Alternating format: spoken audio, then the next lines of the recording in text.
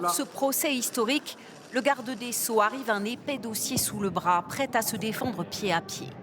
Jamais sous la Ve République, un ministre n'avait été jugé pendant son exercice. À la barre, Éric Dupond-Moretti se montre d'abord touché.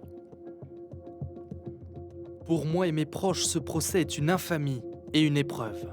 Que reproche-t-on à Éric Dupond-Moretti ? La Cour doit juger des conflits d'intérêts entre ses rôles de ministre et d'ancien avocat. Il est suspect d'avoir voulu régler des comptes personnels. En juin 2020, Éric Dupond-Moretti, avocat, apprend que ses fadettes téléphoniques ont été épluchées dans le cadre d'une enquête visant Nicolas Sarkozy. Il accuse alors le parquet financier, je cite, de méthode barbouzarde. 3 mois plus tard, devenu ministre, il lance une enquête administrative contre 3 des magistrats du parquet financier.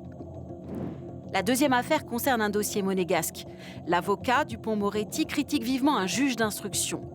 Devenu ministre, il diligente une enquête visant ce même magistrat. Ce qu'on lui reproche, c'est d'avoir poursuivi en tant que garde des Sceaux une vindicte qu'il avait en tant qu'avocat et de ne pas avoir compris qu'en tant que représentant de l'État, il devait s'arrêter.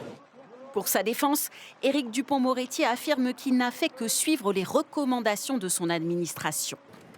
Qui juge un ministre pour un délit commis pendant l'exercice de ses fonctions ? Ce n'est pas un tribunal ordinaire, mais la Cour de justice de la République. Une juridiction spéciale composée de 3 magistrats professionnels et de 12 parlementaires de tous bords. Seuls 4 d'entre eux sont membres de la majorité actuelle. Que risque Éric Dupond-Moretti ? La peine encourue est de 5 ans de prison et 500 000 € d'amende. Mais s'il est condamné, la première sanction sera politique. Éric Dupond-Moretti devra alors quitter le gouvernement. C'est la règle, rappelée récemment encore par la Première ministre.